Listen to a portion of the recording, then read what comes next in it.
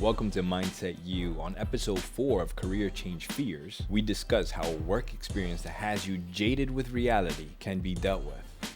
Also, listen in to the emotional fire drill and how you can use that to improve your reactions. I'm always curious with psychologists and therapists and stuff like that who get paid to listen to people's problems. Like, what's it like going home and then having to listen to your family's problems? Like, what's your tolerance for it? So, like for me, Yeah.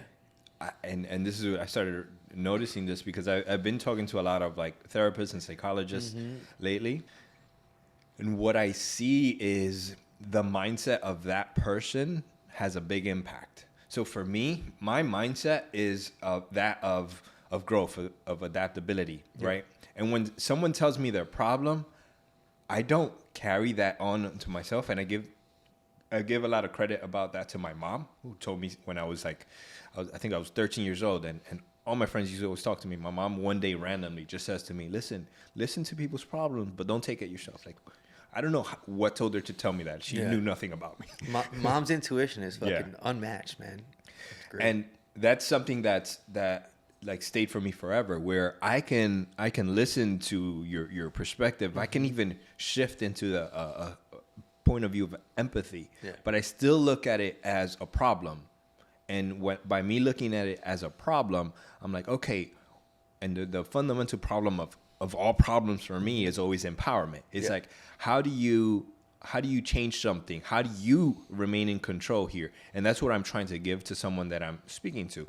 So for me, like what validates that is like history, reading about the Holocaust and people that survived that in the worst environment, or someone that's gone through traumatic like capture, like prisoners of war, traumatic experiences, and they couldn't be broken. Why? Because their mindset, their internal world couldn't be reached, right? So even if you die, that you still can't be broken. To me, that's like, okay. So then we apply that to anything, right? So someone can tell me a horrible personal story of they're getting raped, beat, whatever, and I'm still looking at it, okay, how do we build your internal world? I'm looking at it from that side, where I see a lot of therapists that go into that field because they're like, I want to help, and they carry a lot of that weight with them, that they go into that field with that desire, and all of this becomes too much, right? This becomes too much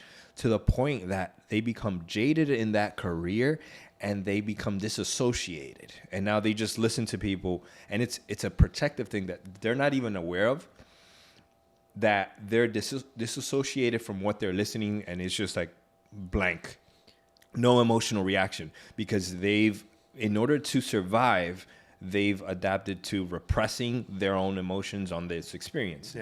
So then they just go like basically checking off a box in terms of, okay, listen to this. After you listen to this, you apply this, you tell them this, you move on. And it becomes kind of like a factory thing. And I think that fundamental perspective of like, what does this mean? Because if I see you get stabbed in the back, I can sit there and dwell about how painful, how horrible that is for you, and have all this sympathy for you that's going to rot me away. Or I can see how this is going to be something that I can help you with by putting a bandage on. Like, the solution brings hope to me. And I think that's a big perspective. No, that makes a lot of sense. And I think when you're talking about like that coping mechanism and that jadedness, like I saw that a lot in myself with working in news and just having to constantly just turn out stories. And you have to put things away and say, okay, this is a messed up story. We're going to do this. I'm going to cut the footage for it. And I'm going to move on to this squirrel riding a boat kind of thing, and it's one of those things that you can't take it home with you, but at the same time, you're human. And it's going to impact you in one way or another. Even if you repress it, it's going to sit down there and eventually it's going to come out. But that's what repression is. Yeah. My other question for you, because that was really interesting what you were saying, is as somebody who your job is to help fix things, to fix people's, mentality and stuff like that. Do you ever notice it like with your kids that sometimes it's not a matter of listening to them to fix things as much as it's just to listen to them so that they can vent and express themselves? So basically, you're highlighting the emotional thing. So we talk about there's 4 different ways to deal with emotion. There's what I mentioned before, repression, right? There's suppression, there's expression, and then there's letting go. Yeah. Right. So the only healthy thing to do is to let go. The other 3 are ways to either kindle, to either ignite, or either use it as poison, right? Yeah. So when you suppress an emotion, you're aware that it's happening inside you, and you're pushing it down, and you're like trying not to react to it, right? If you're repressing an emotion, it becomes beyond awareness. You're no longer even aware that this is having an impact. So those 2 are like internal poison for yourself that are just bubbling up. Then expression is like what people believe is what you need to do. It's like, I need to express this. I need to put this out. But what that really does, it kindles more of that same emotion, right? So when you're angry and you start screaming, right, you end up screaming louder, harder, and more aggressively. Why? Because you're kindling that same emotion. But when you stop and actually understand what's happening inside you, and you recognize, what is this anger coming from? What is it trying to say? Oh, it's because I'm afraid of something, so I'm trying to protect myself. What is it that I'm afraid of? What is it? And you understand the core concept of it. Now you take that energy, that emotional energy, and you convert it into action, something that you can do, which is, again, goes back to my fundamental point of now you can be proactive and be empowered by this reaction that you're having. So with my kids, it literally this morning we were having a family meeting, last night and today family meeting, because we want to incorporate more training for the kids. What I mean by that is, well, my kids understand a lot of concepts because they've been around it their entire lives. But when it comes to being in the moment, they have a overwhelm of emotions. All of that goes out the window, right? So I'm like, I look at that, I'm like, okay, we need to train more. We need to train in uncomfortable situations where you are still in a controlled environment, but you can have these realms of like, I'm super stressed right now. How do I manage it here? Oh, okay. So now when you get into the real thing, we call it the emotional fire drill. My son came up with the name. That's a good one. That's pretty cool. That's actually really good. So- Good job, Logan. He's great with names. Moses thinks he's good. He got nothing on Logan when it comes Oh, to I names. haven't heard him make any names yet, so we can have a competition. You can bring His him here. fish. We When can he was come up 3 with- years we can- old, he named his fish Goldie Dash because it's a goldfish that's fast. It's a fire name. I could have came up with that name. You're right. I'm not you're that right. impressed. You're right. You're as good as a 3-year-old. I So, love- anyways, as I I love was Logan, but that wasn't a very strong reference. at 3 years old, yes.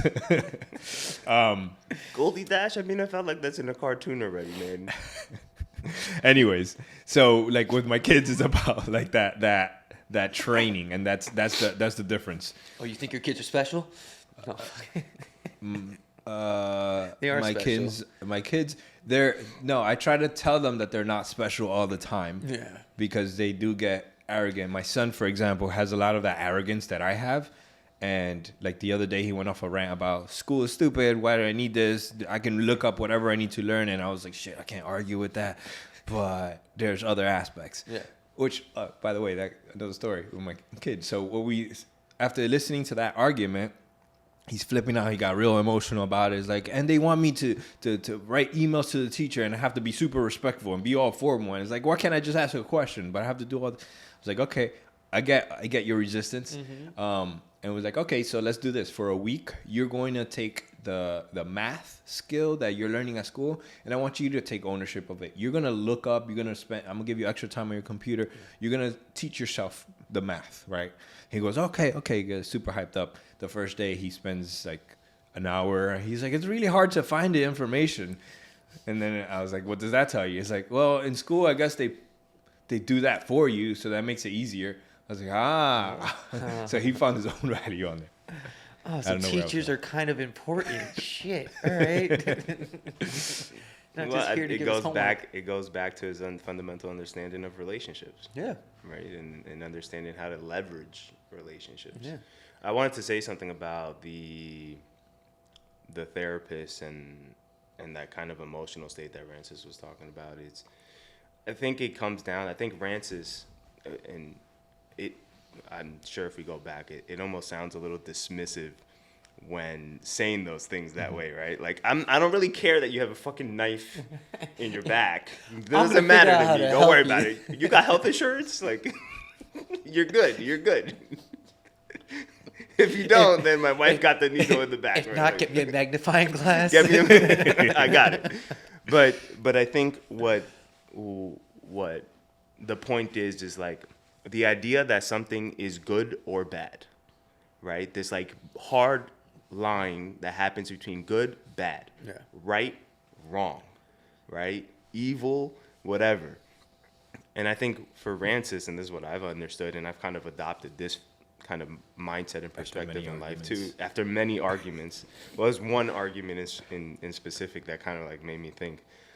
But the idea that there is no right or wrong, the idea that there is no good or bad. Yeah. It's like in the Indian guy, I forgot his name, Sadhguru, right? He says it's unpleasant or pleasant, right?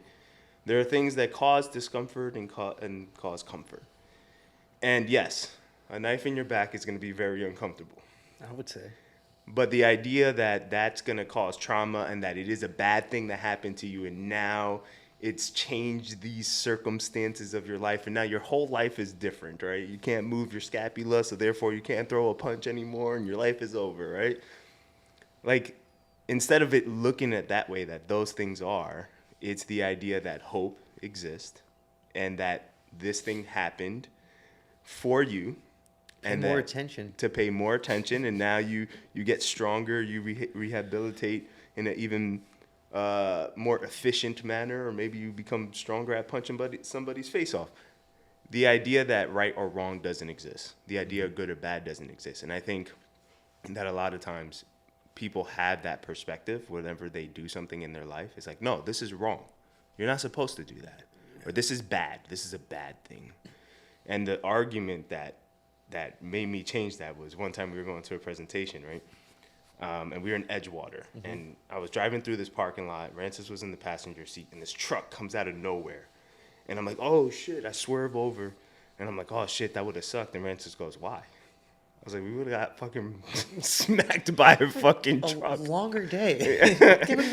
And he's like, no, like you don't know if it was gonna be bad. You don't know what would. I was like, dude, we probably would have broken bones and. Okay, Yoda. But what happened was that he pushed back on that idea of thinking on whether something was good or bad, and obviously my ego did not want to lose in that moment, so I was not agreeing with him. But I did go home and think about it more. And I do this a lot with Rancis. I will argue my points. Me and you are very similar in that aspect where it's like in the argument, we're like, shut up. I don't care what you have to say. And then afterwards, like, they might have had a point. If you ever want to get Rancis mad, I'll teach you everything you need to do. I'm good. you can really get him to curse at you. I'll stick to the you're sick all the time. That's all I have to do. So he's already twitching his leg now. It's not because he's cold. I'm freezing. No, I'm fucking freezing. He's gonna have a cold next week. Watch, I guarantee it. So I went home and I thought about it, and I was like, well, yeah, maybe the insurance would have paid out. I would have gotten this much money, right, and I would have been able to change these aspects of my life, or I would have been able to take that money and invest in a Vita project, right? Like this whole sequence of events of what good could have came out from it.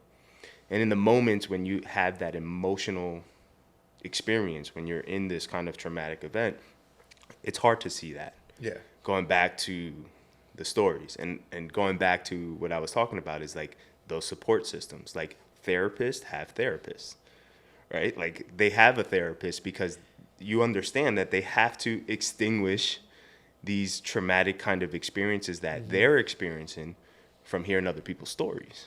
And understanding that you need someone else to shed different perspectives and give different angles of hope for you to move forward and see the solutions that exist in your life. Jason here with Mindset U, and I just want to thank you all from the bottom of my heart for tuning in and watching us every week. Since Mindset U is taking a different approach, we need your help coming up with new topics of stuff that you want to hear so that we can give you the best quality possible and the best content possible in general.